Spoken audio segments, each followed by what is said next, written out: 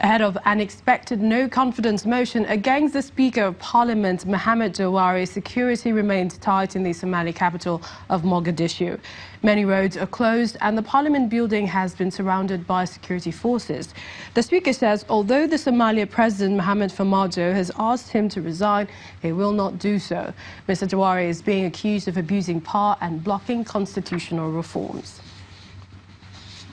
The newly elected leader of the Democratic Republic of Congo's main opposition party says his party, Union for Democracy and Social Progress, UDPS, is capable of taking power in the upcoming presidential election. Felix Tshisekedi won with more than 98% of party votes, but analysts say his main challenge will be uniting a fractured opposition. The Democratic Republic of Congo's main opposition party has elected Felix Tshisekedi as its new leader at a congress over the weekend.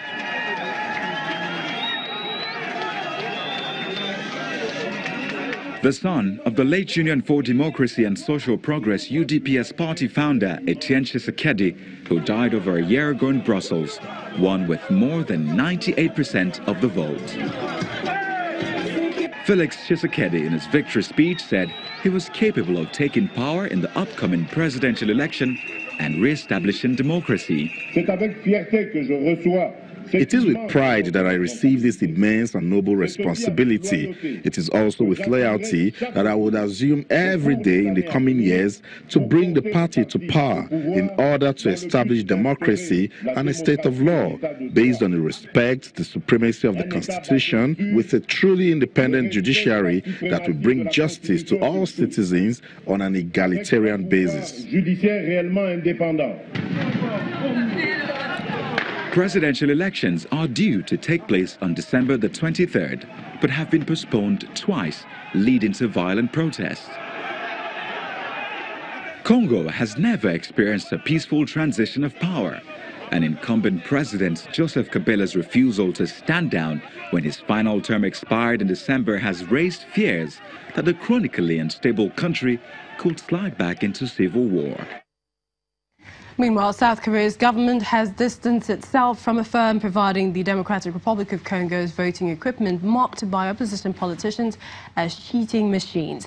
The embassy released an official statement after it emerged that a South Korean firm called Miru Systems Company Limited is providing the machines unveiled by the DR Congo's Independent National Electoral Commission, CENI, in February. According to the CENI president, one machine would be able to handle the ballot of 600 to 700 voters. Well, joining us for more on this is a guest, an African Affairs analyst at Chike Tude. Good to have you on the program. Always a pleasure. Well, Congo's UDP's party, they've chosen a new leader. Do you think that he can unite opposition? Some people have called the opposition fractured. Well, it depends on what the opposition feel is at stake.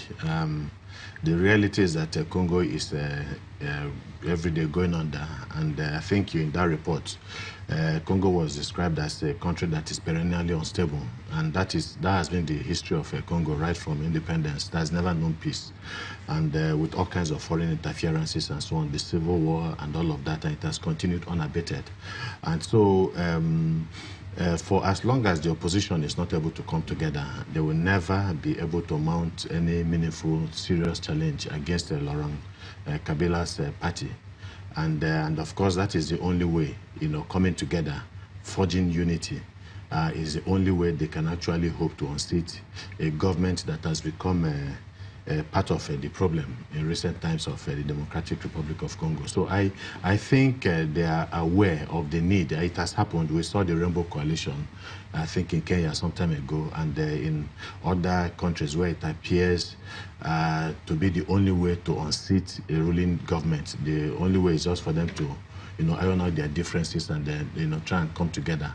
They have no choice. I think their very survival also depends on that. Of course, you know that the Congolese government has become much more draconian, much more dictatorial and so on, and the country slips more and more into a renewed bout of civil war. Well, what do you think, especially now, I mean, this is the second time that elections have been postponed, and then we hope that it takes place come December. Do you think that they have the strength to actually fight, and that's the UDPS party taking over from Kabila? I think what is key is that the opposition come together, because I think there's a general consensus that, for quite some time now, that Joseph Kabila has outlived his usefulness to the Democratic Republic of Congo and that he needs to go. And so if they are not able to build the necessary consensus, then they will have themselves to blame for not being unable to, forge that. So I think they have what it takes. The objective conditions are there on ground, and I think they're in favor of a change, of the politics in the DRC. And so it's about them having to make the necessary sacrifices, make the necessary concessions and compromises to provide, the right kind of candidate that would give Joseph Kabila's, failing party a run for its money. I think they have the ability, if they have the potential, certainly, if only if they can unify and come together. Finally, South Korea raised concerns over its scheduled elections, especially with the new firm providing machines for it to go to the ballots. We also hear that the U.S. is opposed to that, saying it might undermine the credibility of the polls. What is your take, briefly? Well, if it comes to credibility, I do not think that Joseph Kabila's government has any credibility left. They have used up all the goodwill that they have, that they were able to get from people and all of that, different countries. And of course, you know that they have been at loggerheads with the United Nations over the death of, some peacekeepers some time ago. And, the Kabila's willingness, really, because it's his government that is responsible for the current crisis in the Democratic Republic of Congo. He is the one that refused to step down after fulfilling his constitutional term.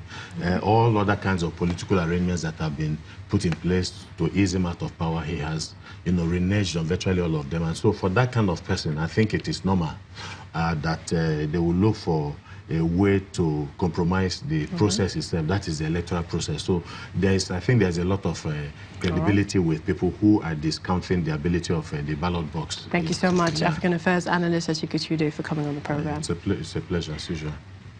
Coming up, Zambia ends ban on food imports from South Africa. Please join us again.